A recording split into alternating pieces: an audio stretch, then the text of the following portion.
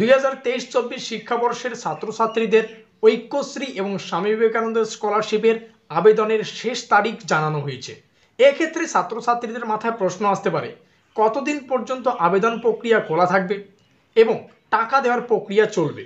সব কিছু আমরা আজকের এই ভিডিওটিতে বিস্তারিত আলোচনা করব। কাজেই আজকের এই ভিডিওটি কিন্তু তোমাদের জন্য খুবই গুরুত্বপূর্ণ হতে চলেছে।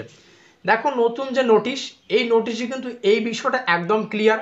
পোস্ট মেট্রিক স্কলারশিপ এবং স্বামী বিবেকানন্দ স্কলারশিপ দুটোই যেহেতু স্বামী বিবেকানন্দ স্কলারশিপের অন্তর্গত, এই দুটো স্কলারশিপের লাস্ট ডেট একদম ক্লিয়ার, সেটা হচ্ছে 31শে মার্চ 2024, অর্থাৎ মার্চ মাসের 31 তারিখ অবধি 2024-এর আবেদন প্রক্রিয়া খোলা থাকবে, টাকা দেওয়ার প্রক্রিয়া কিন্তু জারি থাকবে।